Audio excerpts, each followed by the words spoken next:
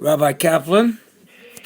I wanted to speak tonight a few words of Hesped on Rabbi Yakov Edelstein that was nifter a week ago. I'm sure everybody read about him in the newspapers, the fruma and the not so fruma and the rags. But I wanted to say a few words. I know very little about him besides what I read, but I did have this chus to meet him one time.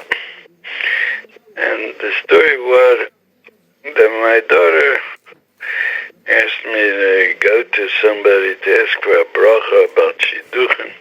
It's my second daughter, Sarah Tshuvah. Could be that she met a few people and it didn't work out and she was disappointed, so she asked him. And I don't remember how I heard of him. It could be my son told me, my son Yakov Yudah told me about him maybe. And so I asked my son, how could I reach him? How could I meet him? So my son went and asked his brother-in-law to set up a meeting with Rabbi Yakov Edelstein. And he told me he made an appointment that I should bring somebody that has a car in 3 weeks from then. In 3 weeks I could come with the car and take him home from his house, from his place where he was Mekabel Kol in Bnei Brak, where he answered people. I should take him home to Ramat Sharon. It was a Nasia of maybe, I think, 20 minutes it was, or a little more maybe. And on the way we could talk then. It seemed, and even that, I needed 3 weeks to wait until I could get this chus to meet him in the car. So, this good friend of mine, Yoshua Lev, he has a car, so I asked him if we could do that, so he agreed. And we traveled to Bnei Brak, and we went to this shul called Naos Yosef. And that's where my son's brother-in-law learned in a kollel in one of the Batei Medrash in that building. And he showed us where Rav Yaakov Edelstein is Mekabel Kol. And we waited there until he finished answering all the people. And we said that we told him that we came to take him. It seemed that he wasn't surprised. Must be it's a usual thing over there that people come to take him home. So we went down and it looked a little bit like he was tired from answering all the people. But still, he wasn't, he just showed a little bit signs of tiredness, but not too much.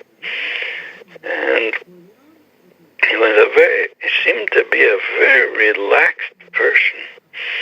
Extremely relaxed and no tension about him. And no atzvus, I would say, sadness. And we went down with him, we took him into the car. And then I told him about my daughter, she met a few people, things are not working out. So he answered what he answered. His answer was that you should every day say Perek Lamed Beis in Tehillim. That's the Perek that mentions Al Zoshis Palak Al Chotzi Yilech Al Eish Mitzvah Zuisha. The Perek that mentions the union of Shidduchim. And also she said when she does something for Rabbi Kaplan. What? It's also part of Tikkun HaKlali. Oh, yeah, Perek Lamed Beis. It's part of Tikkun HaKlali, yeah. The David Maskil it starts, right? I think so. And that's one of the Tikkun HaKlali is 10 prakim of Tehillim that each one starts with a different lashon, different lashonos of Nigan. And this is the David Maskil it starts. This is the parak that talks about shidduchim, that every chosid has to be mispalo, that he should find a good shidduch. Then he said that you have to do when she does things like covered Shabbos and she cooks or something like covered Shabbos, she should say like covered Shabbos Kodesh. It says that because Shabbos is called Kala, so you have to do. He assumed that she does things for Shabbos, helps in the house for Shabbos, but what he was saying is you should say it, the covered Shabbos Kodesh. And he said to learn a little bit of Shabbos a few times a week. And I especially bought for her the Sefer Orchos Shabbos, which is Hilchos Shabbos. It's an easy Sefer, a very practical Sefer. I bought it for her, and she should learn a few halachos a week in Hilchos Shabbos. All because Shabbos is called Kala, it's Mesugel to become a Kala.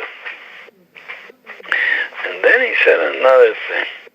So just in case there was somebody she met and he was interested in her, and she broke it off, then maybe he was nifga, he was offended. And even though you don't have to worry about offending a person in these, because you can't obligate yourself to get married to him just because he'll be offended. But still, since he was offended, you should ask Mechila. And he said you could send a shliach to ask Mechila. You don't have to ask yourself. And then, I think it was a half a year after this story that she found a shidduch. But I was impressed. And you could see a edelkeit, a adinus on him. You could see how he was relaxed. I think you see from here what the Torah does to a person. A person that from a young age he was learning Torah about Shmodim. Together with the good midas that he has. The Gra says that Torah is nimshal to rain, and the rain falls on seeds that are good for people. It makes good things grow. When the rain falls on poison, it makes poison grow. Somebody has good midas in him, but he learns Torah that makes him grow. And what I read in the papers, everybody said him, everybody was impressed from him. Everybody felt good in his presence. It didn't matter which group he came from. Even people that were not from. But they saw over here, they saw something is holy. And that's somebody that he comes from the koach of the Mesoros, the koach of Matan Torah, hemshech of the Matan Torah that was given on Har Sinai because of broken. And somebody that has learned Torah his whole life. That's what happens, that's what comes out. The Gemara says that that's what's called Kiddush Hashem. That everybody says on this person, they say, Ashrei mi shalom ad-Torah. After meeting this person, they say, Ashrei mi shalom ad-Torah. I read in the papers that it was just a case against this soldier that he killed the Arab, that he did a mitzvah of killing an Arab, a terrorist. And the whole Medina was Roesh, and they put him on trial from a positive family from Ramla, I think they are. And they put him on trial, so in the beginning of the trial, so there was one of the mothers started screaming, how could you put him, we sent our son to the army and now you're putting him on trial. So the judge, a woman judge, she said to the lawyer of this soldier, said to her, maybe you can explain to them how you behave in a court. That's what she said. I mean, the mother is screaming. She knows what they could do to her son, and they don't know from nothing. They don't know what terror is and what anything is. And they thought they're doing a big thing. They're sending their son to the army to fight for the country, to protect the country. And they're in terrible pain that their son, who knows how long they're going to lock him up. So the person is in pain. He screams. It's natural. So instead of understanding the person, instead of showing some feelings towards the person, so the judge not only just doesn't talk direct to them, just the lawyer, tell them how you behave in our court. So insensitive. Of course, yeah, I understand you have to behave in our court. Below. You need court, you need a Seder in the world, but a little bit of Rahman is also you're allowed to have. And he can't find a better way to say it, that it shouldn't be so, it shouldn't hurt so much. But they don't care, these people. They don't care about people's feelings. They're up there to judge. They're the elite of the society, and they're judging the people. Gedolei Yisrael Havda. They come with the Koach HaTorah. There's no such thing. There's Rachmanis v'Rachamov al Kol Ma'asav Ksiv. The Gemara says that Rebbe was punished because he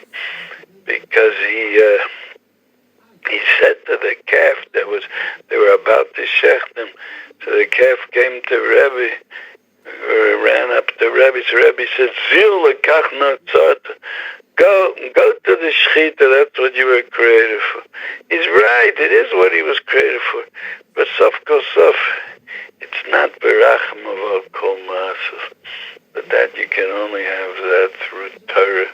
And Rebbe was sovel Yisurim for many years because of one level. Look at the tviyah that there is against Gedolei Olam on one little mice of a chesaron of Rachmanis. It's not even it's a insensitivity, maybe you could call it. And he was nice that he had Yisurim for many years. Until one day he saw that the maid was driving out the cats that were running in the house. So he said, leave them. It's v'rachem of al kol ma'asav ksiv. That's what Torah does to a person. Well, over here they took a medina and they said, let's be goyish. Let's be kachol hagoyim. Let's call it a Jewish state and erase the Torah from it. So that's what comes out from it. When you see such Gedolei Yisrael, you see the edelkeit, you see the sensitivity that they have on them. You can't. Somebody once said, you don't have to start proving that Torah is min hashamayim. You don't have to start philosophizing about it. Where else can such a person come from?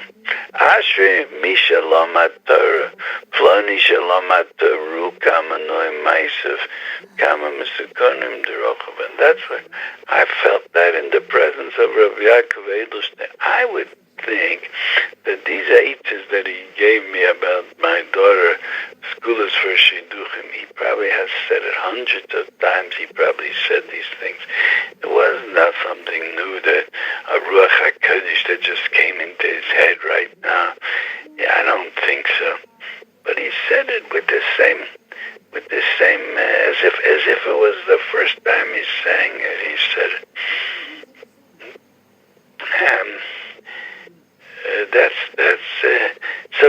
So what do you have to start philosophizing with? Is did Hashem speak on our Sinai or not? Just show such a person. Somebody said that on Moshe Feinstein. You would see him, you would just say, of course Torah comes min hashamayim. Look at everybody else. Look at people are not connected to stuff. Rabbi Kaplan was stopping